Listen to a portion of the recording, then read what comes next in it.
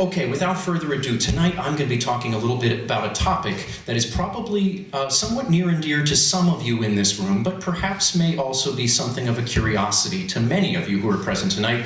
I'm talking about the Pennsylvania Dutch practice known as PowWow, which covers a broad range of ritual practices that were used for healing, protection, and assistance in times of need. Many times these are based in words and prayers, sometimes things that folks will refer to as charms or verbal incantations, as well as a laying on of hands or the use of physical agents, even in some cases herbs. So many of the things I'm going to be speaking about today encompass a broad range of things that were primarily done in the past, but also many of the things I'll be speaking about have continued until the present day. And I'm going to talk a little bit about how times have changed and about many of the different types of cultural influences that have been going on over the past 3 centuries of Pennsylvania Dutch presence here in the United States, and how things have changed from the earliest times of immigration, where these traditions came from, or at least I should say where we believe that they came from, because there is still some controversy about this, as well as, of course, where we are left today, in the present day, when we have to consider how much do these practices continue.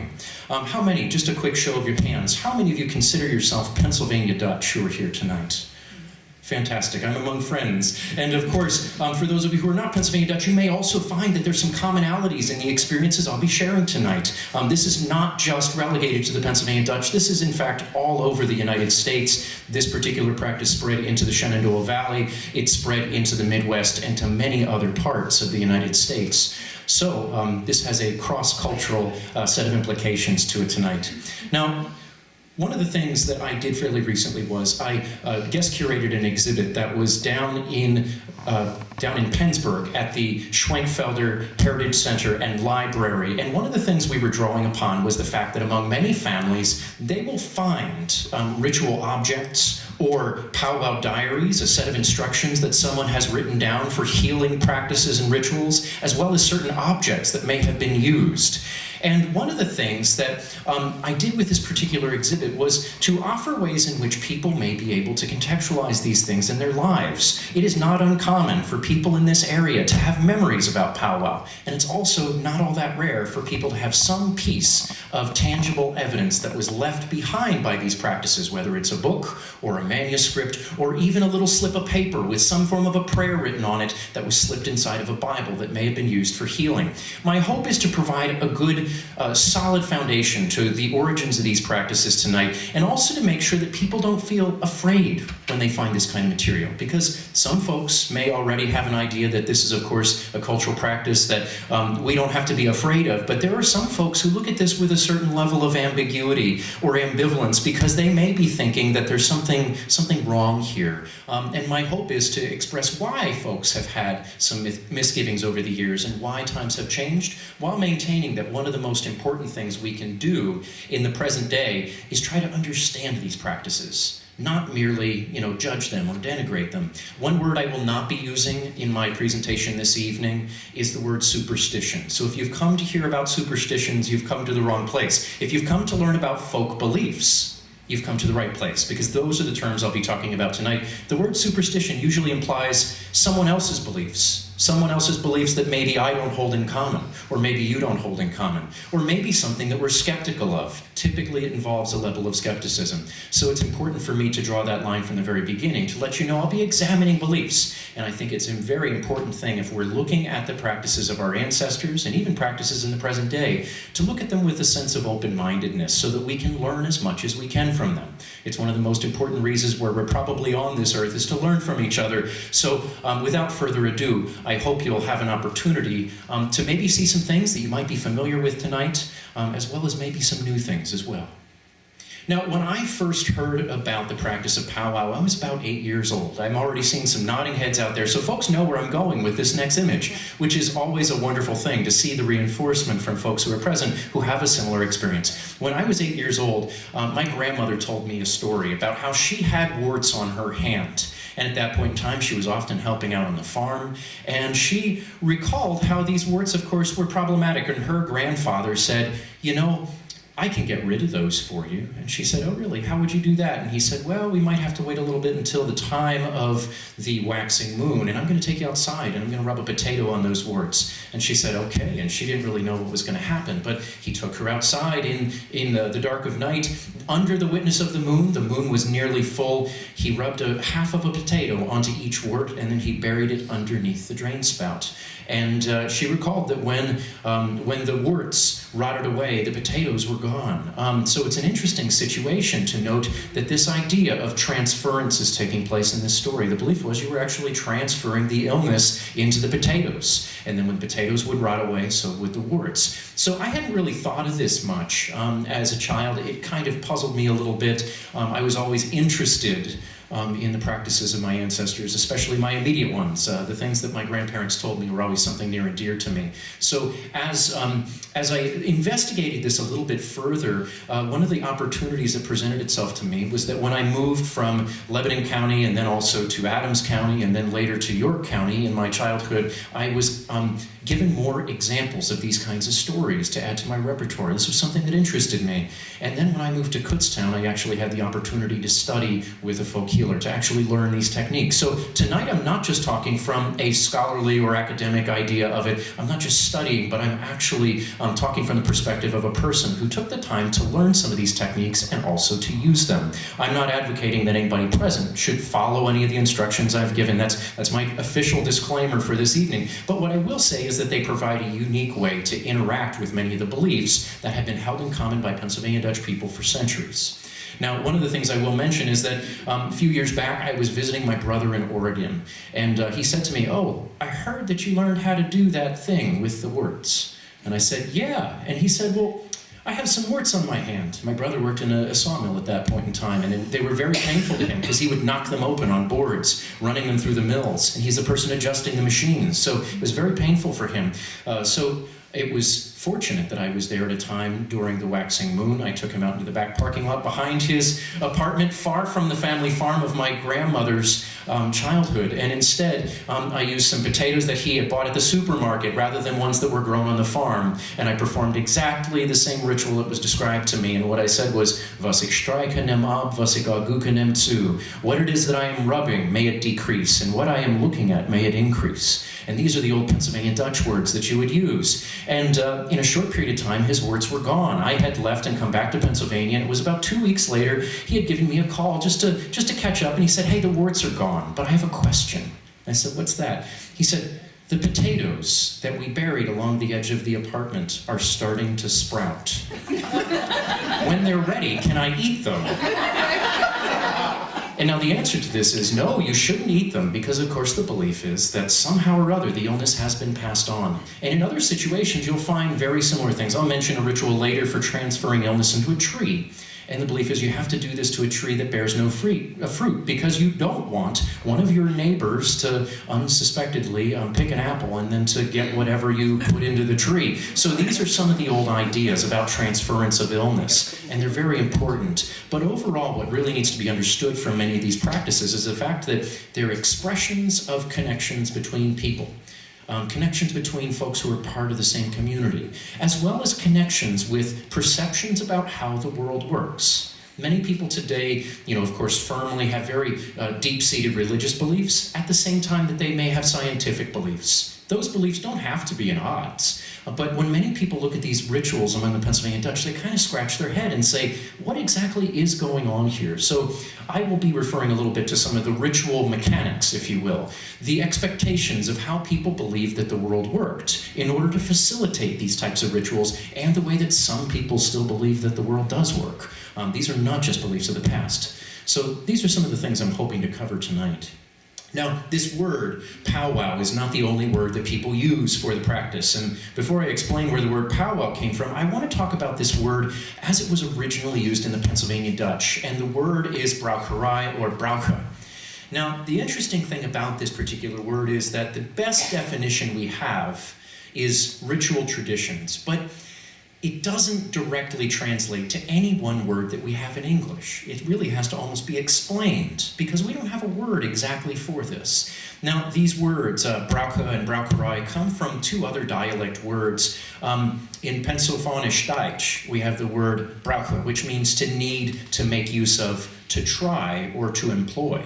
Which is why some people, when they're talking about treating a person with an illness using PowWow, they'll say, I tried for that person, or I will try, or I will try for you. They'll use this word try because it's probably the closest translation to this word braucherei or brauche, the verb to make use of and to employ or to use these customs and traditions. There's also another connotation here, and that is die Bräuche, as you hear it in standard German, or Bräuche in Pennsylvanisch Deutsch. And this implies the very act of performing a tradition, a custom, a ceremony, a ritual, or a practice. But in standard German, this word, it doesn't carry the same connotation.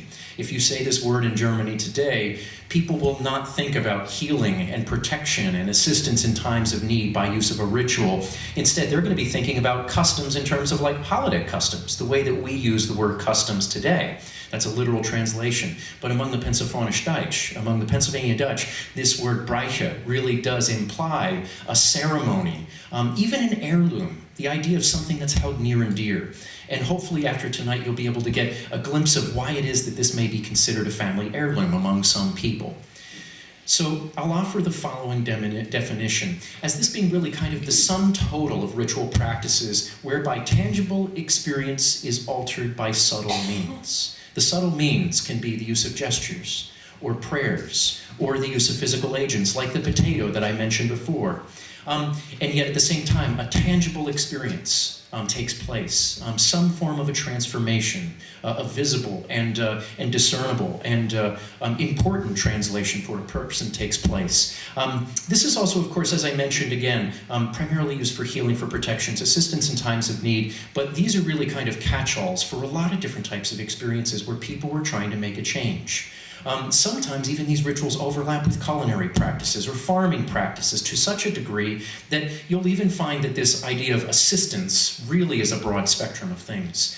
But it's also a really important way for people to internalize and to understand through a cultural context how to interpret some non-ordinary experiences. Because when you talk to some people about PowWow, they're talking about some very deep religious experiences that may include things like dreams or visions or even spiritual experiences, maybe even with the unknown, or ideas even about ghosts or about spirits.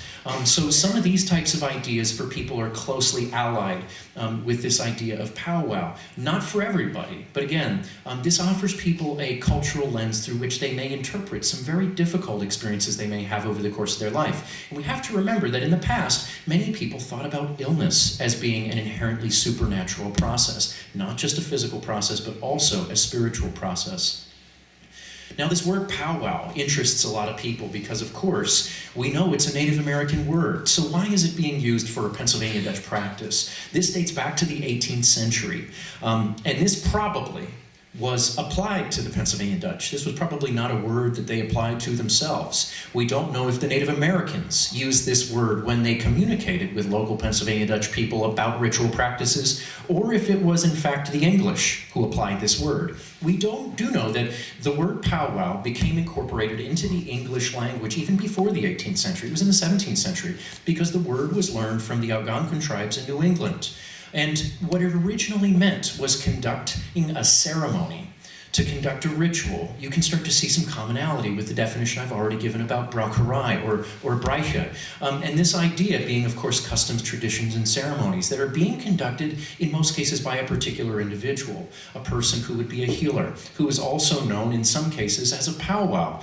This was a word for a shaman within the Algonquin tribes. And the interesting thing about this is the fact that this is even present in 19th century dictionaries that were created in the United States. You won't find that word in the Oxford English Dictionary very early on, but you'll find it in American dictionaries. And it's fascinating because, of course, this word at some point in time was used to talk about the Pennsylvania Dutch traditions. And we don't know if it was the English who maybe said, oh, this looks like something the Native Americans are doing, or if it was the Native Americans who looked at what the Pennsylvania Dutch were doing and said, well, this looks a little bit like what we do.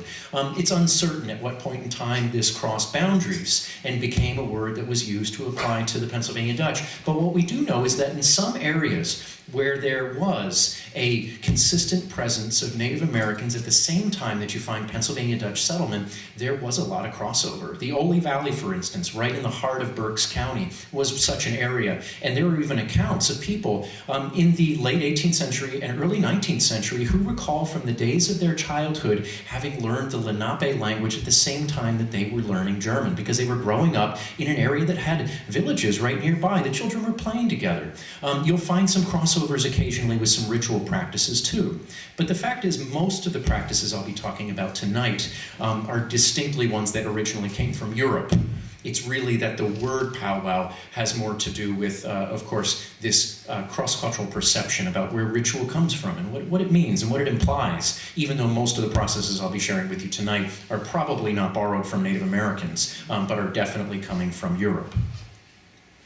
Now, this idea of the powwow doctor is something that really started to capture the American imagination towards the end of the 19th century and early 20th century. And you'll find some sources where images started to abound, such as in like Harper's Weekly and some of these other popular serial magazines. This is one of the earliest known images in the popular press talking about a powwower. And this was from the collection of my mentor, Dr. Don Yoder, who was from the University of Pennsylvania and also one of the co-founders of the Kutztown Folk Festival. He did more than anybody else to really kind of capture an understanding of how this particular role of the powwow doctor changed over time. And I'm going to be showing some images tonight that actually come from documents that he had collected over a period of time. And here you can see a classic example of a Germanic home with a person sitting in front of the hearth. But this is a stereotype. Because, of course, many folks will think that within the community it's the elderly who are doing this practice, and that's not altogether true. The fact is that folklorists have found over time that the people who are performing powwow rituals are young and old, rich and poor, educated and uneducated, rural and urban. All the boundaries are blurred. Many times people, of course, automatically think, well, this is something from the backcountry. Not true. You find as much of this, if not more of it, in some urban centers, such as the city of York or even Reading. And in one case, you'll even find, of course, Allentown as well. So these are all very, very close to home for us. Now, the common cures that are typically addressed through powwow rituals are things like blowing burns. This is something I heard a little bit about when I was in York County. And this is when a person will blow 3 times over a burn, immediately after a person has a scald or a burn, and they will invoke the name of the Father and the Son and the Holy Spirit while blowing over the burn. This is an interesting thing because blowing at one point in time was also used in official Roman Catholic ritual during the baptism ritual. You would blow across the infant in order to exorcise any sort of negative influence or spirit that may be around the child. This is something from medieval practice that found its way into the present. Obviously, you won't see ministers doing that in the Lutheran Church anymore, but Martin Luther's original translation of the baptismal ritual incorporated things like this. So you'll sometimes see crossovers between folk ritual and officially sanctioned ritual within the church. Stopping blood is another common one that was done. Many times you'll find people use the verse Ezekiel 16:6 to stop blood. When I passed by thee and saw thee polluted in thine own blood, I said unto thee, when thou wast in thy blood, live. Yea, when thou wast in thy blood, live. And you would repeat that 3 times over the wound, and people believed that this would, of course, stop the flow of blood. One of the best stories that I've heard about this over time is a man I know from Charlottesville who told me that one day, and his father was a powwower, he told me it was on Mother's Day, and he was at the Charlottesville Hotel, which is today Haig's Restaurant, up along Route 78, and there was an interesting situation where a young woman was bussing so many tables, and she was really trying to keep up with the Mother's Day crowd, that she cut her hand, and she cut her hand really badly on a broken glass. They called the doctor, and the doctor, of course, was out to lunch with his mother, so he wasn't available that day. And so her father took my friend's father took this girl aside, and what he did was he powwowed her cut, and the bleeding stopped. The doctor shows up about an hour later, and takes one look at what was left of her hand, and he approaches my friend's father and said in Pennsylvania Dutch, "Ik weet wat u hast," which means, "I know what you did," and the implication was, "I don't approve of it." And in some situations, you'll find competition between folk healers and doctors. Some doctors really did not approve of this kind of stuff. On the other hand, you'll also find some doctors who used it themselves, as I will show later on too. In addition to a lot of these other type of illnesses that people were curing, many times you'll find childhood illnesses, like thrush, for instance. And here's an example of a man who's curing a case of thrush, but he's not from Pennsylvania. He's from Georgia. And here's another example of how these rituals spread out over time and are not just relegated to one particular area. He's blowing into the mouth of the child in the name of the Father, Son, and the Holy Spirit. One interesting thing about that is the fact that in the late Middle Ages, people used to actually apply medicine to children this way. They would put powders, compounds, herbs into their hands and use it to blow it into the lungs of the child, or into the mouth region especially, for both ailments of the lungs or infections of the mouth, like thrush. So this is an interesting situation where you see the actions being repeated even without the original intention involved. There's no medicine in the hand of this person. He believes that it's his words and his invocations of divine powers that's going to be interceding on behalf of this child. And obviously here he's also demonstrating. This child's giggling and finding it very funny. A kid who would actually be suffering from thrush would probably not be giggling and laughing and smiling. These last two illnesses are things that maybe you've heard of before: liver groan or opnema. These are what are considered culturally bound illnesses, and these are illnesses that outside of Pennsylvania Dutch culture you might not have heard of. Now, liver groan is the perception that you're getting cramps in your abdomen, because the perception was that your liver was actually attaching itself to the body cavity, that it wasn't just a free-hanging organ, that it was actually growing fast. And this is an interesting situation because in the dialect they use the word augavaksa, which literally means that it's growing together. And that's where this idea of liver grown comes from. But you'll even see this in the Shenandoah Valley. In English, people refer to it as hidebound. And it's the same illness, and folk healers have treated it in a bunch of different ways over the years. But this is one thing that's considered a culturally bound illness. The same with opnema, which literally means the takeoff or the wasting away. Marasmus is often used as an equivalent of it, but even that's not quite right, because this often blends elements of depression in with it too. A person who's wasting away, a person who won't eat, a person who can't sleep, a person who can't work, a person who literally and physically is wasting, in addition to also having many different types of disturbances, both mentally and spiritually. There are a lot of different types of rituals for addressing that.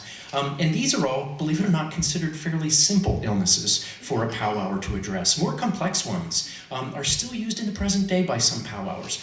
Chronic pain management, to remove pain that otherwise a person may have to be on heavy medications. I've known of some folks who are powwowed in the present day by powwowers still living in Berks County to counter out chronic pain. Things like arthritis or even terminal illness are sometimes things that are used, that powwow is used to treat. Terminal illness, for instance, in some cases, of course, may not be curable, but a powwower may be called in to help alleviate some of the suffering of a person.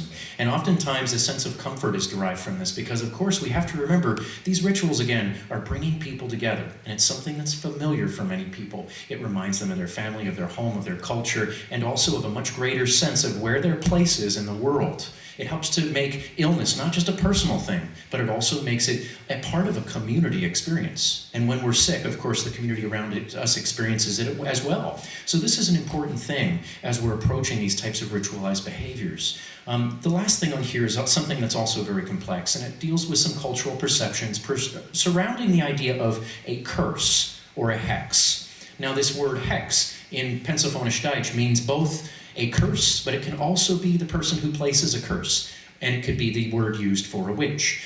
So these do deal with some beliefs that have tapered off over the years. There are not many people today who believe that there are witches in every community who are out to cause calamity, misfortune, and illness. That's something that really has kind of passed out of most imaginations of people locally. Not to say that it was entirely imaginary, because there were people who also believed themselves to be witches, and people who were well aware of that in times past. It's very well documented. But the fact is that this idea of a curse is something that many people think of, and it can be intentional or unintentional. And I'll talk a little bit more about that too.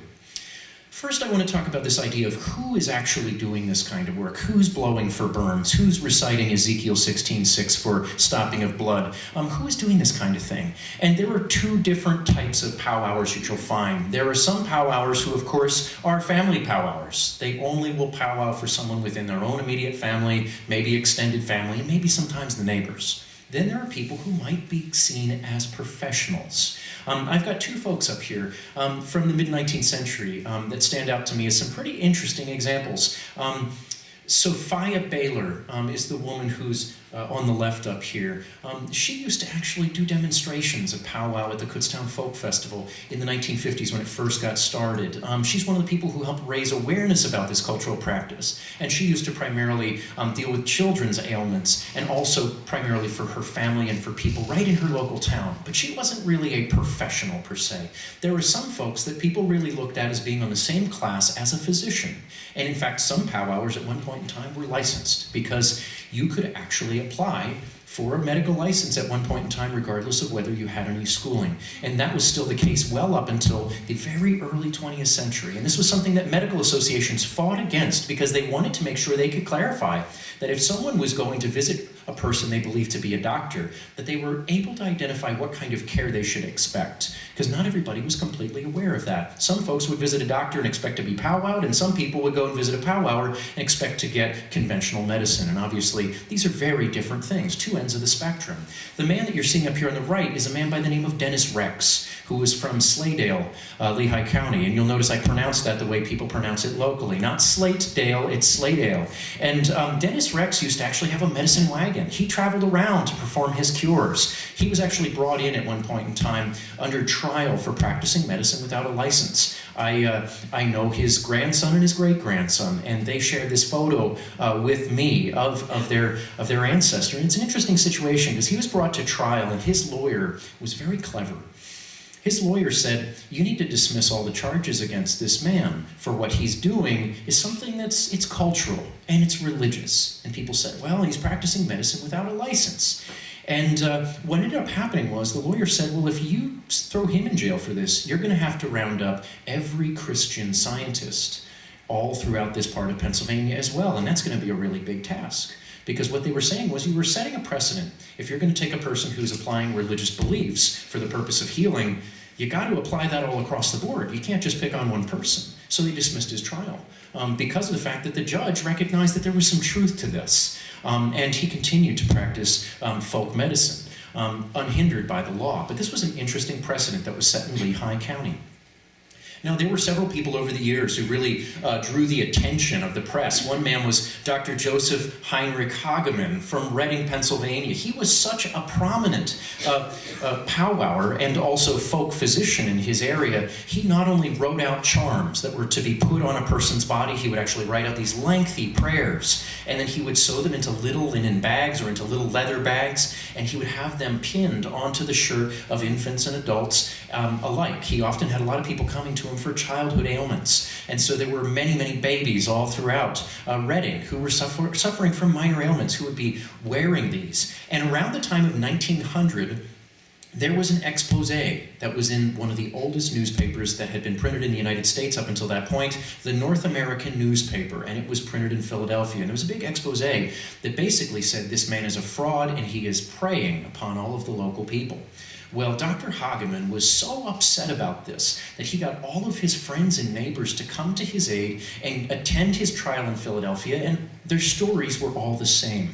Most of these people were women. Most of them were saying that we brought our child to Dr. Hagemann because we had already visited a doctor, and the doctor said I couldn't do anything.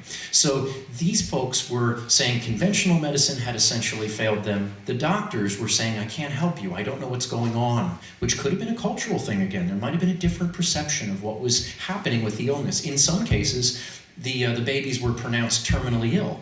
and Dr. Hageman treated them and they improved. So you can see how some people might build a level of trust in him, whether or not you believe that his techniques were effective or not. He, of course, all of these little bundles of charms were actually prayers, invocations, considered especially holy inscriptions. You'll see INRI for Jesus Nazarenus Rex Judiorum on the front of this little bag that was created for Emma Jane Widener, who was from Reading. It's a fascinating thing to see these, and these are still turning up. They're not something that are just in the past. He was making these up until the time of his death in 1905. And it's a good possibility some of these will still continue to turn up in family Bibles. I also had the opportunity to examine his family Bible from one of his descendants fairly recently, Thomas Gable from the Reading area. And he let me look at his Bible, and of course Ezekiel 16:6 had a little cross put right next to it because that was something that Dr. Hageman was using for stopping blood. So this is another interesting opportunity of things that turn up in families. There's another woman from Reading who also got a lot of press, and some very positive press, believe it or not. At the same time that Dr. Hageman was being called a fraud and a charlatan, and at the same time the press was fond of calling Reading the little city of witches, Hexastadel, in the dialect. They actually printed that word and said, oh, everybody thinks of Reading as Hexastadel, the little city of witches. Catherine Hess and Catherine Ebert were two powwowers from Reading who had wonderful reputations. Both of them were known during their life as Die Wurstfrau, which literally means the sausage lady. And that was because Catherine Hess had actually, she had emigrated to the United States, and she was arriving here, and her husband got sick, and within a couple of years actually died. So she was a widow right after arriving in Pennsylvania. She married a butcher in Reading, one of the few people who was making traditional bag bologna at that point in time, and she would go around and actually deliver these to people. So in addition to doing her powwowing, she was widely known as the person who delivered the sausages, so everybody called her the sausage lady. And there were two generations of sausage ladies because her daughter did the same thing. And the original Catherine actually did not teach her daughter. She taught her daughter's husband, so her daughter's husband could teach her daughter Catherine. And this is a common thing that you'll find among the Pennsylvania Dutch, is that you don't learn it from a member of the same sex. When it's taught from a man to a woman and from a woman to a man. We don't know exactly why this is, but what we do know is that among the Pennsylvania Dutch, women and men were considered to be equally prominent healers. There was no concentration of power among men or among women. It was their sense of equality throughout the practice. And this is something you see in and through the narrative of the Hess-Ebert family because they were so popular. And one of them, the younger, at one point in time was interviewed by the paper, and she said, as to powwowing, that it was a silent prayer to the Almighty, asking his aid and mercy based on certain portions of Scripture and short addresses in the German language, known to only a few, and which are seldom written, but handed down orally from generation to generation. There are words especially arranged for burns, scalds, blood diseases, bleeding, and kindred other ailments. Rarely will you find such a coherent story and such a coherent definition in any form of literature, much less a newspaper, which is often known to print pretty much anything. Here's a wonderful opportunity to see a person in their own words saying what it was that they were doing. There were even correspondents from the New York Times who were picking up on these stories, and there were correspondents who said they had visited her and been treated by her. So you had positive as well as negative in the public eye. Now, as I mentioned, of course, this process of learning from a man to a woman and from a woman to a man is something that was extremely important for local people. Folks even believed that if you kind of deviated from that, there was something really wrong with you, or that somehow calamity would befall, or that even worse, you might not actually be able to use what it is that you've been taught. You might not be any good at it. This, of course, is something that some folks were believed to be talented at, and some folks weren't. And it wasn't anything that was anybody's fault. It was believed that some people did a better job communicating with the divine forces and being able to channel them for the purpose of healing. And oftentimes a great sense of discretion goes along with this. Not just anybody was taught. It was something that, of course, was a person who was going to take it seriously, and a person who was going to honor the tradition and honor the person who taught them. This is so important. And oftentimes you'll find in families, for this reason, it skips a generation. Many times you'll find that if a parent offers to teach a child, even if that child's now an adult and grown up, they'll say, you know what, times are changed, Mom, I don't want to learn this stuff. And people will be dismissive and say, you know, I'm not interested. And that's okay. But you'll often find the inverse being true, where if a grandparent offers to teach a granddaughter or grandson, that they will be really interested. Because let's face it, we don't often take advice from our parents, but we'll take that advice from our grandparents. So there is a sense to which you'll find that it skips a generation. And this, of course, is something where most people have been, at one point in time, forbidden to write it down. As you saw from Catherine Abert's account, she said, this is rarely written down. This is only, of course, something that was learned by word of mouth and passed from generation to generation. This is so important because the writing of powwow charms became something really important in the 19th century, and I should argue it kind of always was, but many people considered these to be private writings, things that they would keep secret, because again, they were honoring this tradition. The wholesale publishing and printing of this kind of material was something at one point in time that had a strong taboo attached to it. I'm going to talk a little bit about that publishing too, and how people looked somewhat negatively upon that, even though they might look very positively on the oral transmission of this particular tradition. Now, oftentimes if a person is being powwowed, you could find that there were particular rituals for each illness. There also are overall rituals that could be used if the source of the illness was not known, or if a person, for instance, wanted to have their entire person treated. And typically, what was done is that a person would sit in a chair. They would face east. Many powwowers would hand the person a Bible. Some powwowers would even say, do you believe? This was a common thing at one point in time. It might not be the most common thing anymore. And of course, you don't have to necessarily be a Christian in order to be powwowed. However, there were some folks who made that mandatory. Not every folk practitioner felt that that was important. But at one point in time, this was the general procedure. You would sit in a chair facing east. The person would actually draw their hands over your entire body, blessing each individual part, pulling out inflammation, putting blessing into each individual part, and sealing it with the sign of the cross. This was a very common thing, and in some situations, you'll even find that there were specific chairs used by practitioners for this purpose. And there is such a chair at the museum in historic Schaefferstown at the Thomas Brendel Museum that was owned and operated. This particular chair was used and operated by a man in the Lancaster County area. Now, some folks, of course, will ask, is this faith healing? And one of the most important aspects that makes it different from faith healing, even though a lot of the references are biblical references within some of these prayers. Saints are invoked, Christ is invoked, the Holy Trinity is invoked. It sounds a lot like faith healing. One of the biggest differences is that in faith healing, many times there is a sense of conversion experience that takes place. Oftentimes a person is healed as the result of some form of change within their person and faith. Not necessarily in all cases, but this is something that is largely absent from powwow. Most people are not being converted in any way, shape, or form. There's no proselytizing.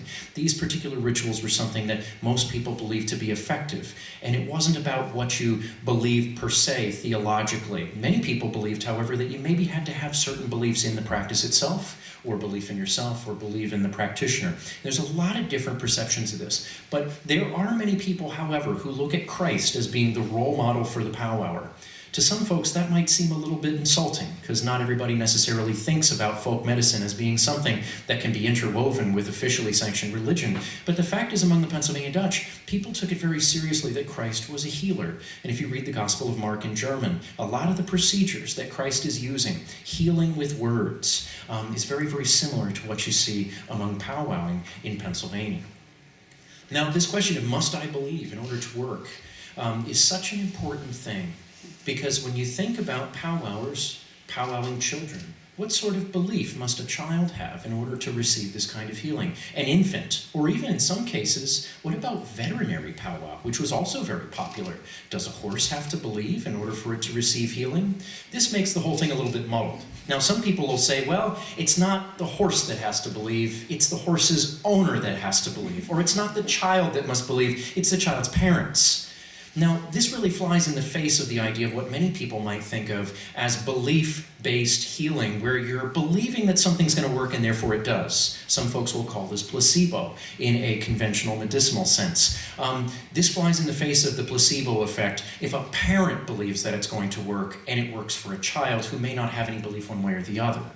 Clearly something more is at work here, and it's not so easy to really kind of put this into a nice little box and say, there it is, it only works because people believe in it. that. This has even been done for folks who are either A, not Christians or not part of the cultural experience, who have no experience with these particular rituals to begin with, but say, well, I'm open-minded to it. So there's a lot of different ways that you can look at this. One of the things I have, of course, up here is Sophia Baylor, the Tremont, Schuylkill County powwower that I mentioned before. And here she's actually showing a healing ritual she's performing on a child, using a piece of string to draw out an illness. I've got an image of a Bible here, too, because my grandfather often told me that when he was powwowed as a child, he was expected to hold this massive folio Bible. Even as a little kid, he was like 4 and being powwowed because he wasn't putting on weight fast enough and they thought maybe he had something wrong with him. They took him to the powwower down the street and he had to hold this Bible that was so big, he felt that during the time that he had to hold it, he was afraid he was going to fall over because it was one of those massive folio family Bibles that are so common in this area. And it's fascinating to see the way in which this aspect of belief is interwoven with it. Some folks really stressing the religious aspects, some folks not at all. I've known some powwowers who were not churchgoers whatsoever. So there really is kind of a mixed bag. But I do want to mention this idea of the horse again, this idea of veterinary medicine. This is a really interesting thing. I found many situations where you'll find powwow stories relating to work on the farm. There are many different ailments among horses and cows that were believed to be treated especially very effectively by powwow. I know a nice example, this idea of the stopping of blood, like I mentioned, that was done for the young lady on Mother's Day. I've got a nice example from Lebanon County. When some cows were being dehorned. This is one of the most common times that a powwower would be called to come to a farm. And they would use the very same ritual process that they would use for people, they would also use it on the cows. I have a nice example of this that was shared with me. There was a woman from around the Schaeferstown area in Lebanon County, and she said, oh yeah, we had the powwower called out when we were dehorning some cow. We had 3 cows that the horns wouldn't stop bleeding when they were cut. And she said, the powwower said to everybody present, now hey, anybody who doesn't believe in this has got to walk away. And everybody stayed, and she powwowed 2 of the cows, and they were fine, and the 3rd one she was having problems with, and she turned and faced everybody and said, there's somebody here who's blocking me from being able to do this. Somebody here doesn't believe in what's going on, and I need them to leave. And of course, the father left, and he did not believe in it. He thought it was something outside of his interest. And the cow, of course, recovered after the father left. Some people will use this as an example of the idea that one must believe. But we're really dealing with some nebulous concepts about how the belief of one person present could in some way even affect a cow. It goes to show that the way is that many people think that folks are interrelated, both with their environment, with the animals they have on their farm, with the cosmos, in the case of the moon during the time of the healing with the potato. You'll find many different types of crossovers in beliefs about how all aspects of material existence and the living world are interconnected. One thing I will mention as well that's so important is that one of the earliest known pieces of written language in German is an early charm. In fact, one of the earliest pieces. And it's known as the Merseburg Zauberspruch, which literally means the magic words from Merseburg. And it recalls this idea of mending a sprain on a horse. And the very same charm shows up in Pennsylvania. And oftentimes, they'll use this particular charm from bone to bone, from marrow to marrow, or something along those lines. In this case, I've got a nice example from Berks County from around 1800 that says, from bone to the marrow, from the bone to the tendon to the flesh, from the flesh to the skin, from the skin to the hair, from the hair into a stone 50 fathoms deep. And what is happening here is they're drawing the illness out of the horse into a stone, and then they're casting it into a body of water. This particular ritual is something that actually comes even from the 11th century. You can see how long this has been among German-speaking people. And here's an example of this particular European charm. Originally it said, and this is how it was originally put, if we translate it into English, it says, Foal and Woden were riding into the woods, and the foot of Balder's foal was sprained. So Sinthgund, Sunna's sister, conjured it, and Freya, Vola's sister, conjured it, and Woden conjured it as well as he could. Like bone sprain, so blood sprain, so joint sprain, bone to bone, blood to blood, joints to joints, so may they be mended. Now, who are all these people that they're talking about in this charm? Who are these characters? These are actually mythological characters that are coming from the Germanic pantheons of gods and goddesses. This is because this particular charm isn't originally even Christian. However, you'll find just a couple centuries later, people are using the same charm, only Christ is doing the healing. Jesus rode to the heath. There he rode the leg of his colt in two. Jesus dismounted and healed it. Jesus laid marrow to marrow, bone to bone, flesh to flesh. Jesus laid there on a leaf, that it might remain in the same place. You can see that what is common here is that the belief that words have the opportunity to provide a healing comfort is the common belief here. I'm not saying that all of these charms are originally pagan. That's not true. But the fact is that there are some similarities and continuities of belief from earlier stages of the culture's development, even up until the present day. Now, all this might sound a little controversial, so of course many people will ask, what does this have to do with the way people feel religiously? You've talked about Jesus, you've talked about the Germanic gods. What does this really mean for people? And of course, many folks will ask, what do the clergy think about this? What would my pastor think if he heard about this kind of material? The fact was, at one point in time, there were pastors who powwowed.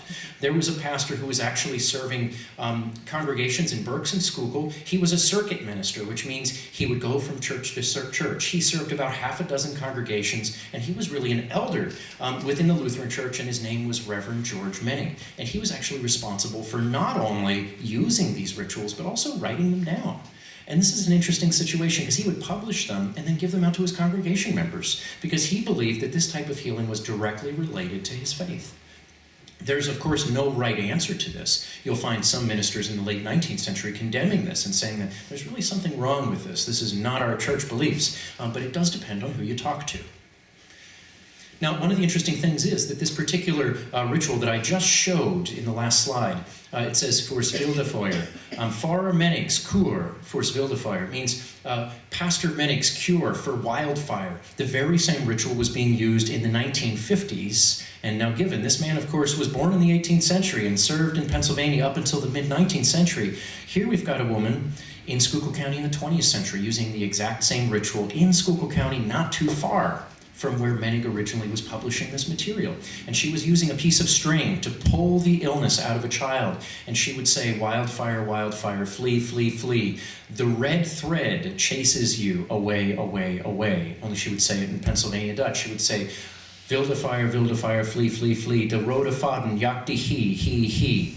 And she would draw the string over the body of the child, and she would smoke it over the hearth. And then she would hang it up right above her stove, and when it would fall of its own accord, the illness would be gone. She would then dispose of it in the hearth or into her stove. Now, the interesting thing is we actually have examples of this in the 18th century in Berks County as well, where a person's doing exactly this, only they're hanging it in the chimney, and when it falls of its own accord. So you can see, even though the technology is changing, the beliefs are constant. This is such an important thing to see. Times change, whether or not we're talking about Christian or pagan times, or even ovens versus hearths and chimneys. We're talking about change happening in culture, but a continuity of beliefs that is present nonetheless. And here's an example of this from Berks County, from a man by the name of Conrad Raber, who lived in Tulpehocken, and currently his farm is now under the Blue Marsh Dam. So his place can no longer be visited, but he's buried up on the hill at Frieden's Church right nearby. And he introduces this idea of saying, "Wildfire, wildfire, zing, zing, zing." And then he says, "Flick, flick, flick," as his words, as the charm that's being used. Now, I have an explanation for this because you see zing, zing, zing in other sources as well. It's actually a contraction of the words "Zieh an dein Gift, zieh an dein Gift, zieh an dein Gift," which means withdraw your poison, withdraw your poison, withdraw your poison. And this was very commonly used in the language where you talk to the illness and you draw it out. You're actually calling it by name and asking it to depart. And flick, flick, flick is short for fliegeweg, fliegeweg, fliegeweg. So whenever you find things in powwow that look like magic words, oftentimes they may actually have a root in some form of original language that may have been abbreviated or abridged or condensed. Now, the most common texts that most people were using for powwowing are not powwow books per se. It's the Holy Bible and the Almanac. Typically, you'll find verses from Scripture being used, just as I mentioned with Ezekiel 16:6. But the Almanac was the reference you would use, especially to make sure you were treating things at the right time, because it's believed that the moon would help you. And of course, the idea of using a potato to take away a wart and looking at the moon while you're doing it. And the waxing moon must be present. The belief, of course, is that the moon, the action of the moon, is what helps to pull the wort away into the potato. The belief is as the moon is starting to wax, it's actually pulling a force away from the earth. As the moon wanes, it's putting it into the earth. And these mechanics, this aspect of away from and towards, are being used very frequently in powwow ritual. Now, I mentioned this idea of course, biblical symbolism coming up in many different types of charms, and some of these are very, very specific. This particular one from 1837 from Lebanon County begins, Und Gott hat alles erschaffen, was im Himmel und auf Erden ist, und alles war gut, nicht allein die Schlange, Gott hat verflucht. Verflucht sollst du bleiben, Schlange, geschwolst, ich stelle dich. Gift und Schmerz, ich date dich. Zieh an dein Gift, zieh an dein Gift, zieh an dein Gift. And it says, and God created everything that was on earth and in heaven, and everything was good except for the snake, which he cursed. And cursed shall you remain, snake. You're actually talking to a snake after the snake has bitten a person.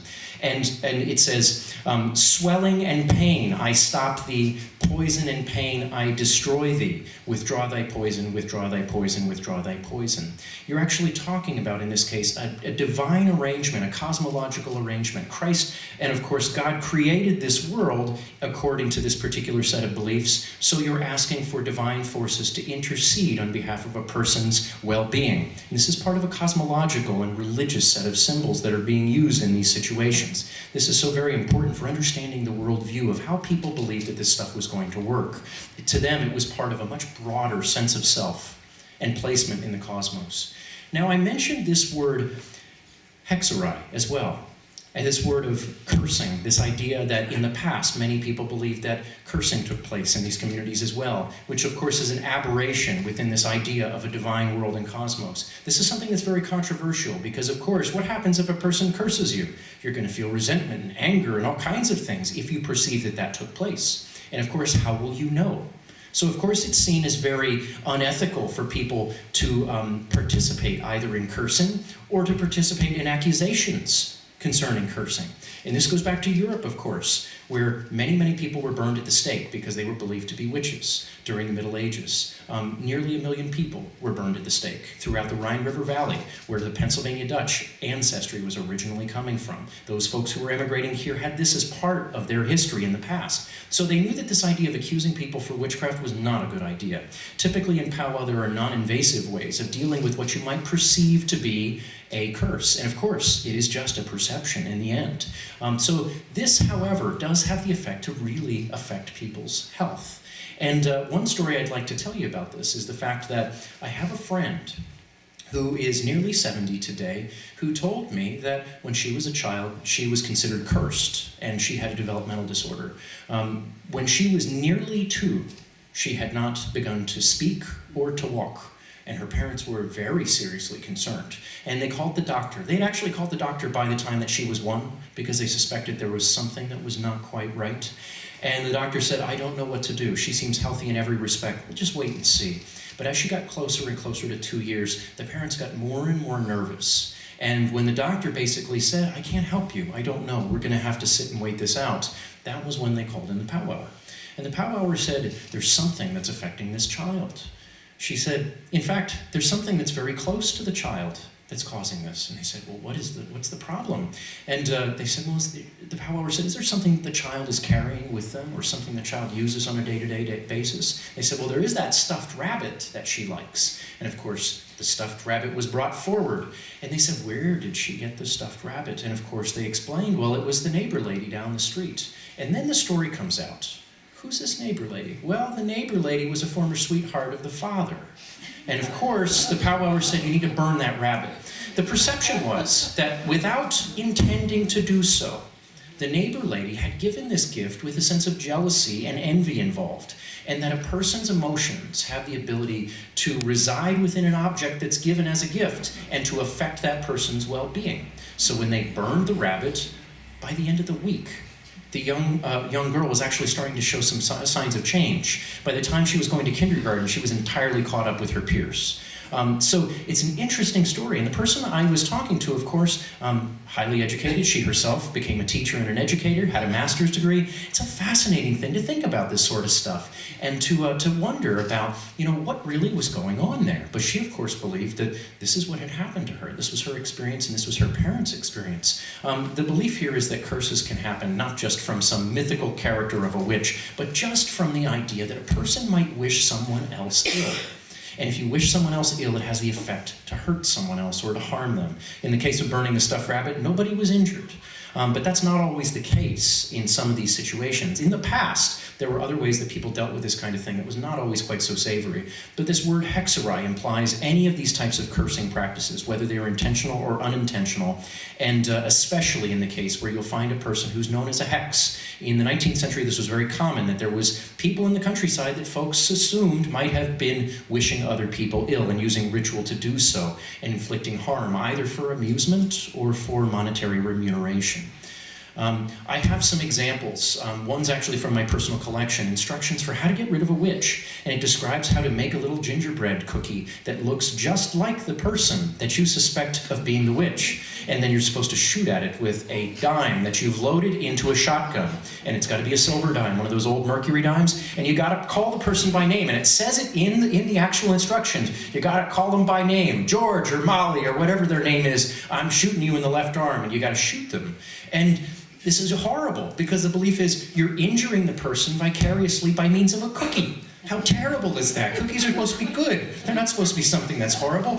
So this is an opportunity to see the way in which not everybody felt the same way about these types of cursing practices. And part of the controversy around this is part of why people feel so uncomfortable. I can see some people moving in their seats as I'm talking about this topic. And it's because these are beliefs that oftentimes have not continued into the present day because of how uncomfortable they are. Most people who believe in this sort of thing today are believing that it's largely unintentional if a person receives a curse, not something so intentional. The piece I also have up here that's on the right is a barn blessing that was used when it was perceived that a person had cast some form of either evil eye or some form of curse upon some cows. And it was written in the name of the Father, Son, and the Holy Spirit to guard the flesh and blood of these cows between 1820 and 1831. It was only good for 4 years. So it's possible that the person who was creating these might have been paid every 4 years to make a new one for the person, or it could mean that they really believed that that period of 4 years had some sort of spiritual significance. We'll never really know, but this was a piece that was owned by Alfred Shoemaker, who was one of the founders of the Kutztown Folk Festival. And now, what do doctors think of all this? Doctors have always been very skeptical of this idea of cursing. But in and through the beliefs here in this area, you'll find circumstances where doctors are actually using powwow practices. I actually have a doctor's ledger from the 1830s that actually gives all sorts of powwow instructions right inside it, and he was a highly educated medical doctor. And one of the things that he has in this particular book is the war cure. And he goes on to talk about the idea of everything I see, may it increase, and what I touch, may it decrease. Very similar to what I told you before. The only difference is this is written down, and I learned it by word of mouth. And he says this has got to be spoken 3 times, especially in the last Friday of the full moon. And the belief is, of course, that full moon is going to use that force pulling away from the earth to remove the wart. The interesting thing about this particular piece, however, is that he uses an abbreviation for in the name of the Father, Son, and the Holy Spirit, and it's PF et SS. How many of you took any Latin? In nomine Patri et Filii et Spiritus Sancti. This particular doctor was probably Roman Catholic. And it's believed that some of these types of rituals may have actually originally come from Roman Catholic practices. However, it's not necessarily certain. In this case, there were many Roman Catholics in the Oli Valley who were German-speaking, and this man may have been one of them, and that's the origin of this particular ledger. But this idea of the moon being used to help with the removal of illness is also something that you'll find in that idea I mentioned earlier about plugging illness into a tree.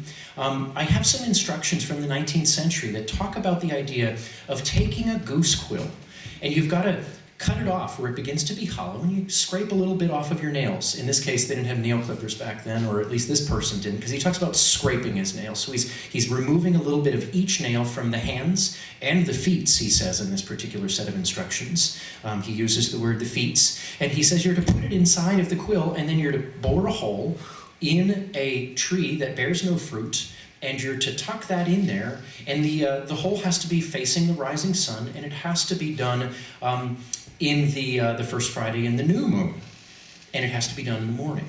And the belief, of course, is that you're going to then take a bung made of pine wood, it instructs, and with 3 strokes of the hammer in the name of the Father, Son, and the Holy Spirit, you're to actually plug this up, and then, of course, you're committing the illness into the tree. Now, why is he using the new moon in this circumstance? It's because the new moon was believed to push something in or towards. So you're taking it out of the person, and you're putting it into the tree, as opposed to the full moon when it's pulling it out of the person.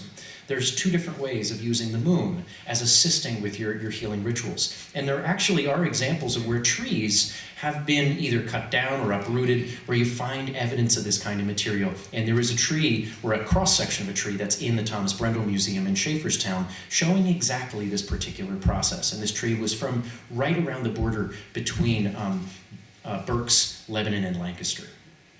And in some situations, just like that Conrad Raber fellow I talked about from Tulpehocken, in one of his diaries, he incorporated this idea of using it even in the making of physical compounds. You have the moon being present. He talks about making something called a plaster.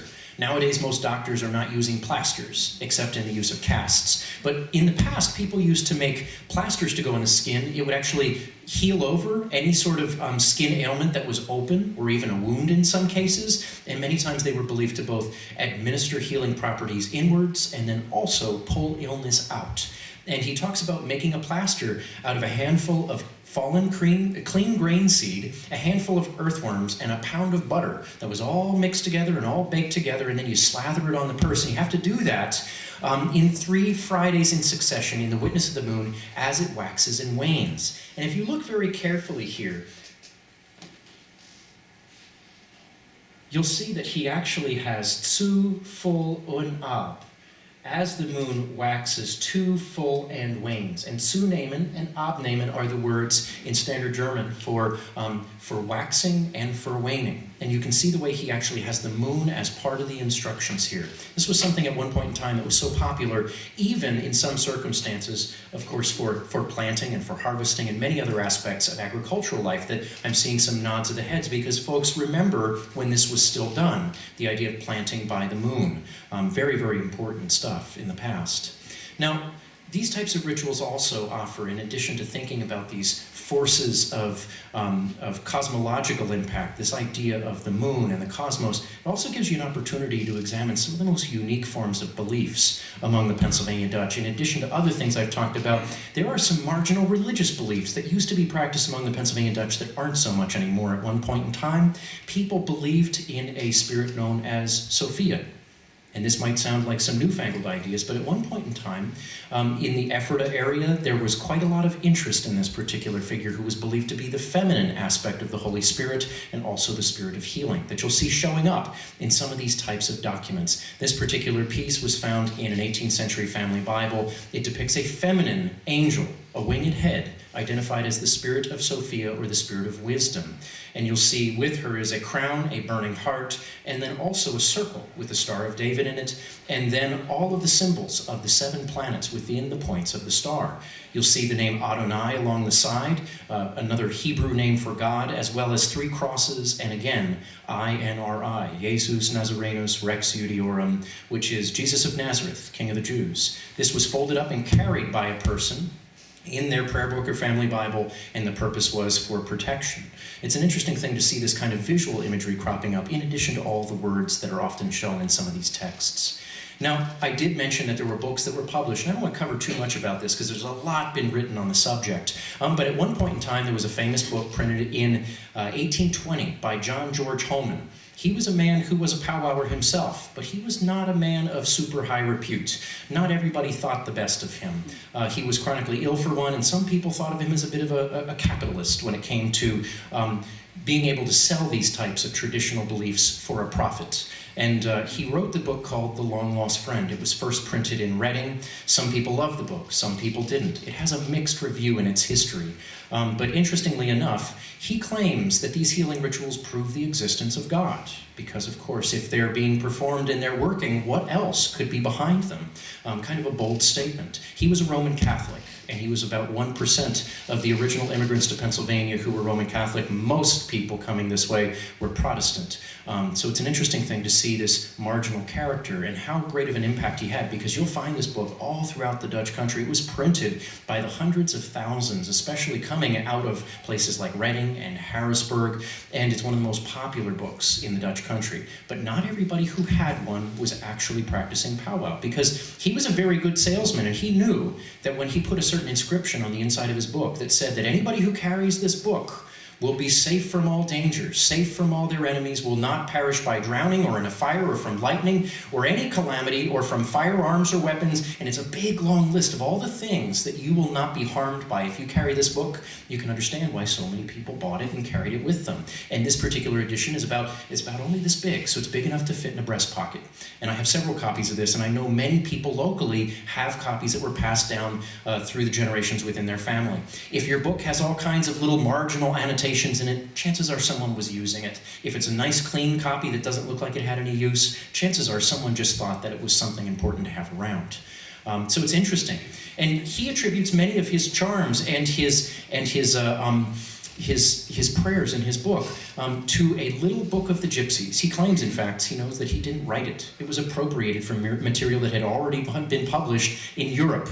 A little book called Das Romanes Buchlein, the little book of the gypsies, that goes back to the early 18th century. A lot of this kind of material, in order to increase its sellability, was attributed to other cultures. Some people will advertise, here's a healing method that comes from the gypsies. Or in this case, you'll also find the Jews, and they'll show pictures of the high priests from around the time of Christ. And these were all important selling points. But we have to remember that it was an opportunity for folks to look at other cultures, to look for exoticism. And this really enhanced the overall sellability of some of these materials. And that's part of why many people also kind of turned up their nose at this material and said, you know, this is a little bit strange, and this is a little bit too profit-driven.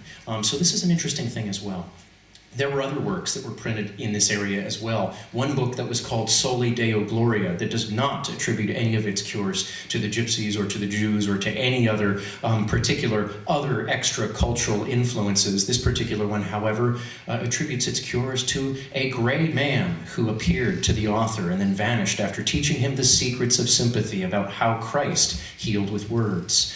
More of a work dealing with some aspects of faith healing, perhaps, than some of the other things I've talked about tonight. But this really runs the gamut of the kind of literature that's available on this subject. Most of it out there is still in German. There are a lot of things that had never been translated, but The Long Lost Friend was translated into English, and also another little book called The Friend in Need, which I recently translated as well, that's also available. One of the problems with these works was that once people were able to learn from books instead of learning from people face to face, you're starting to also see a breakdown in the community structure. Instead of thinking that what really the power is in the relationship of people and the relationship to the divine, people started looking at the book as being in and of itself a powerful thing. And sometimes this encouraged some rather bizarre behaviors, and sometimes insanity. There was a man in York County who was mentally ill. His wife had him thrown in an insane asylum because she was afraid of him. He had been a powwower when he was younger, but he had some problems, some pretty severe emotional problems that were not part of his practice. And he believed that he had been cursed, and he went around trying to figure out who had cursed him. You can see where this might go. Eventually, he was driven to a point where he believed so firmly that he was cursed that he killed a man because he believed he was trying to obtain the man's copy of Holman's book in order to break the power of the spell. This kind of material is not normal among the Pennsylvania Dutch. This is a marginal story dealing with one man who had a bit of a problem. I would say a little bit more than a bit of a problem. He actually left a mental institution, and no one pursued him after he left, because at that point in time, the mental institution was filled to bursting with people who needed treatment. In one way, you can look at this as a failure in the medical institution itself for not having kept this criminally insane person off the streets. But many people instead looked at it as, oh, those Pennsylvania Dutch, Look at those practices that they're encouraging. And this was used as an incident to shame the Pennsylvania Dutch, and it worked. For this reason, a lot of people didn't want to talk about powwow anymore, and they especially didn't want to talk about it in English. When I learned a powwow, I learned it in Pennsylvania Dutch, which I speak fluently. I did not learn it in English. And this is an interesting thing to the present, the way in which people are very secretive and guarding of this kind of stuff, because they're afraid of how other people might view them based on what they're thinking. After tonight, I hope you've been able to see a lot of the positive aspects of this practice, not just these kinds of marginal stories that happen to make it into newspapers, because of course, everybody knows the newspaper's not focused on all the good things that happens. The blood and the guts and the gore is what really sells, and this was one of those stories. And this was not the only incident that happened like this. There were a couple others. I have a friend over at the Schwenkfelder Museum, Candace Perry, who gives a great presentation on the way in which these isolated incidents were used as a broad network of material to shame the Pennsylvania Dutch. And that in fact, there were all kinds of stories written about the Hex murders sweeping across the nation, and it was a media sensation. And it blew over within like a decade. No one was talking about it anymore. But it was, again, one of those situations where the newspapers got an idea and they were going to run with it, regardless of whether they were doing any aspect of the story any justice, or whether they were actually condemning a cultural group of people. There was a lot of problems at that point in time in journalism, but you'll see that this type of thing is marginal. This is not a common experience among the Pennsylvania Dutch. And in fact, you'll find that in the present day, there are a lot of people who are interested in this idea of alternative medicine and really look at this in an entirely different way. They don't look at it as dangerous. In the time of the newspaper article I showed from York County, there were medical organizations that vowed that they would stamp out powwowing, that they would go door to door and try to round up the powwowers and put them in jail. This never happened because there's no way they ever could have done it. They would have been arresting everyone's grandmother and grandfather in most cases. It would have been impossible. And it also wouldn't have been ethical. It wouldn't have made any sense. But it is interesting to note that in the present day, there are folks who are studying, of course, the effects of alternative and complementary medicine. That is, forms other than conventional medicine that can be used to complement the medicine that is used by doctors in the present day. And some folks have even advocated that things like powwowing, that are used within cultures, because many different cultures have folk healing, they've talked about this idea as it being used to complement conventional medicine, and if a person does this without interfering with any aspects of what their doctor's recommending, it can actually be really helpful to them. And what we found is that 70% of Americans are using alternative forms of medicine, whether they're going to a chiropractor or taking herbal supplements or things like that. Alternative medicine is real, and powwowing is one form of that. And the interesting thing about powwowing is that typically it's also a non-invasive thing. Nobody's going to do anything to physically hurt you. But again, I'm not advocating that people should go see a powwower. And oftentimes people will use it especially to obtain some form of a sense of comfort in the absence of any form of comfort that may be coming from conventional medicine. Some folks may say, every time I go to my doctor, he just wants to write me a prescription. He doesn't even really want to hear what I have going on.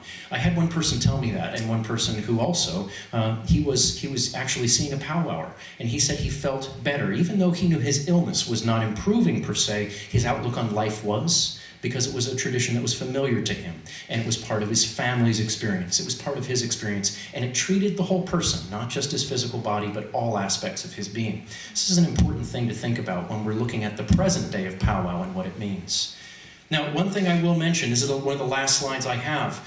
There are a lot of folks who look at other aspects of Pennsylvania Dutch tradition and wonder, are those marks on the barns, are they part of this ritual tradition? And many people have compounded many different aspects of Pennsylvania Dutch culture to try to point to these ritual traditions. And perhaps for a good reason, because we know these ritual traditions are interwoven with many different aspects of life, whether it's domestic or agricultural, healing, or other things as well. I will tell you that I performed a survey of decorated barns starting in 2008, and I'm still doing it up until the present day, documenting all of the barns in Berks and Lehigh County that are visible from public roadways. The vast majority of people never thought that these designs on the barns had any immediate effect on their surroundings. There are some folks who will say yes, but the vast majority of people will say no. And in fact, they don't even use this word hex signs, which of course has a negative connotation if you're using the dialect. To the American imagination at large, there's no perception of what that word hex actually means. Because if you were to take that and literally take it apart, that means curse. You're talking about a curse there. Of course, some folks believe that these designs were put there to avert a curse or to stop witchcraft. And that was the type of idea that was particularly promulgated in the 1920s through the 1950s by tourist literature. You'll even find tourist literature that'll tell you that today. It's absolutely not true whatsoever. In fact, we can trace this to one particular author who published in the 1920s from New England. He wasn't even himself Pennsylvania Dutch. He was a man who was publishing a series of travel journals entitled The State's Beautiful Series. He wrote a book called Pennsylvania Beautiful, where he claimed to hear from one Lehigh County farmer. He traces it to Lehigh. He says that this was one Lehigh County farmer who told them that they were there to protect from witches, and he thought that that was good enough to put in a book. And ever since then, people have believed it. Prior to that time, everybody was using the word Stana to talk about these designs, which means stars. And again, you see the role of stars and the significance that the stars and the movements of the heavens have for people who are agricultural. Of course, they planted by those stars. They healed by those stars. They also depicted them in their artwork. And so the artwork ends up on the outside of the barn. I showed this barn blessing before that you see over here on the left. There's another one on the right, also showing some celestial and astrological symbolism, taking the divine order of the cosmos and using it in order to bless a barn. Both of these were found hidden, concealed inside of a barn. These are the things that Powwowers were doing to protect a barn, not painting on the outside. There were never any cases where anybody knows of a Powwower who also painted hex signs on a barn, at least not historically. There might be people present day who are doing it because they read it somewhere that this is a good idea. There might be a little bit of information out there too about some Powwowers who say, maybe you should put this design somewhere. I've heard that. But on the whole, you don't typically find much of this kind of material. There are some folks who refer to them as painted prayers. Maybe that can be so, but typically that's not the story that you find in this region. Now, one thing I'll also mention, there are people who are still using this kind of material today. I have a friend from Oli who actually carried this personal concealed blessing with him, just like those barn blessings. He carried it in his shoe when he went to court. He actually had gotten unemployment because he felt he was improperly treated by his boss, and his boss took him to court over it. His boss lost because his boss had probably been mistreating him, but he carried this charm with him to assure that he was going to get proper treatment when he went into court. It's an interesting thing. There was actually a case of a mafia boss from New York who carried the exact same charm with him. It was published in the New York Times. That's how I know about this. And that person believed it was going to help him. Didn't help the mafia boss, though. Because apparently it's only going to help those people who are bearing false witness, which is what the actual cure says in the original German. And this particular piece has been known to have been found both in Pennsylvania and also in Europe. The piece that you see up on the right as well is a house blessing from Lenhartsville. It's a nice example of a piece that was actually derivative of Holman's book, a positive piece that you see that people would put this particular inscription that says INRI, Spiritus Sanctus, which means Holy Spirit, and then Das alles bevor it sei hier zeitlich und dort ewiglich. All this be protected here in time and there in eternity. And I've known people who found these folded up into little triangles tucked above windows and doorways in Berks and Lehigh County. They're out there, and sometimes you find them in historic houses. Now, my hope is after this evening, you'll see the way in which traditions have changed over the years, but you see a lot of continuity of belief from the time that people were arriving here in Pennsylvania, these beliefs that were brought from Europe with them that thrived in the New World. And of course, here in the United States, very early on, you'll see even in the colonial period, prior to the American Revolution, in the time of William Penn, there was a spirit of toleration about people's beliefs, and it persists to the present day. That's part of why you see the persistence of these particular traditions here in Pennsylvania, but not so much in Europe. So it's an interesting thing that was in the past in Europe, but it's still present here in PA. And my hope is that after this evening, you have a better idea about the origins of these traditions and why it's important to understand them. Even if you're not participating in them, even if you have no real interest in them, it's an important thing to know where we're coming from. It's an important thing to be able to connect with our ancestry, to connect with the traditions that define who we are, to give us a better idea, not just of how our ancestors viewed the workings of the world, but also about where we're going in the future and how we can be informed by our past. So I thank you all for coming out tonight, and I'm going to also take some questions too. Right here. Is there any documentation, or do you have any documentation about the percentage of how the powwow worked if they worked, if they didn't work? Well, I never conducted a study like that, but there was one particular author who actually published a book through Penn State. His name is David Kriebel, and he actually worked with someone through one of the Hershey Medical Centers to do a study about the effect of PowWow. This particular person through Hershey was actually interested in the effect of prayer as well. And this is because in the 1980s there was a gentleman who actually proved statistically that people who are prayed for improve at a different rate than those who are not. There was actually a scientific study done about this, and what they did was they had a series of people who were recovering from heart ailments, people who had had heart attacks and had been treated for them. And they noted, they had one group of people who was being prayed for and one group of people who was not. And they noted statistically it was significant that the people who were being prayed for improved better. Now, I'm not a person who necessarily runs around saying that this is always going to work for people all the time. That isn't a study that I conducted, so I don't really know much about it, other than the fact that there are people who say that it's been clinically proven that people who are having some sort of additional interaction in their life, that it's statistically plausible, that it's helping them. This particular author, David Kriebel, who published a book called Powwowing in Pennsylvania, it was called Powwowing Among the Pennsylvania Dutch, that's what it was called. He specifically stated that from the statistics of the people that he interviewed, he asked, did it help? And he was, of course, asking folks who even were recalling stories from grandparents or great-grandparents, did it work? Almost everybody said yes. So he believed, at least from a folkloric perspective, when you're collecting oral history, statistics show that people perceived that it worked. So there's been no real study in the present day showing people being powwowed in a control group and similar ailments for people who are maybe not being powwowed. There's been no study done like that. But at least we can say that there are some folks who've been really interested in parallels between powwow and other forms of, kind of complementary medicine through prayer. And it's statistically apparently something that's working for some folks. Any other thoughts? Right over here. Do you have any information on whether or not every ancient culture has similar practices and beliefs? I don't know that I can say every culture, but I have a lot of colleagues who study cross-cultural perspectives on folk medicine and charms and things along those lines, and it was all over the British Isles. Many of those types of traditions also found their way to the New World as well, because there were folks who were using verbal charms, incantations, and prayers for the purpose of healing in areas that were not Pennsylvania Dutch. So this is not just relegated to the Pennsylvania Dutch.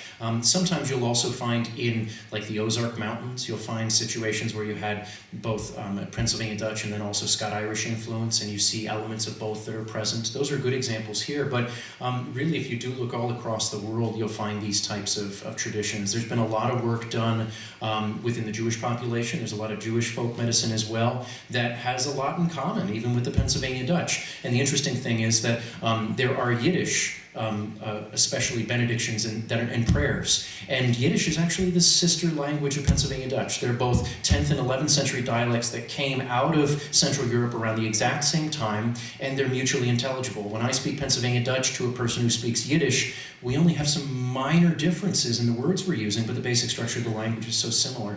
So it is interesting to note that you'll find these types of practices in a lot of different places, but pretty much everybody I talk to that is interested or taking an interest in this sort of thing can find examples in other cultures. But I can't say for sure every culture has something. We're not always conscious of the way in which we're practicing folk medicine. Sometimes it's easier to notice that in others and to say, oh, look at that, that's different from what I do. It's harder to see that in yourself sometimes. That's my experience.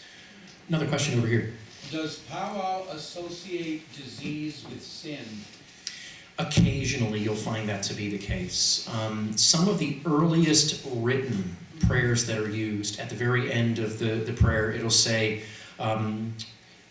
do this in the spirit of penance, and then it'll have as well, following up with, so many Our Fathers, creeds, and Ave Marias, indicating that this was probably a Roman Catholic practice at one point in time. And we have to remember that, of course, a lot of the practices among the Pennsylvania Dutch are traditions that even predate Protestantism. So there is a sense that many of these things may have actually been since before the time of the Reformation. So that it makes sense that you'll find Roman Catholic elements cropping up within folk medicine. There are some beliefs about this, and of course penance is done specifically when a person believes that they have sinned in order to be able to do something to absolve that. And I don't want to go too far into theology of sin, but it's an interesting situation. There are some situations where folks will say, I got sick because I did something wrong. And that's a common folk belief in many different cultures. I know a couple different folks who have genetic disorders who believe. I know one man in particular who told me, oh, I have this genetic disorder because one of my distant ancestors, and he can even name them by name, claims that this person did this thing that affected the whole family all the way down the line.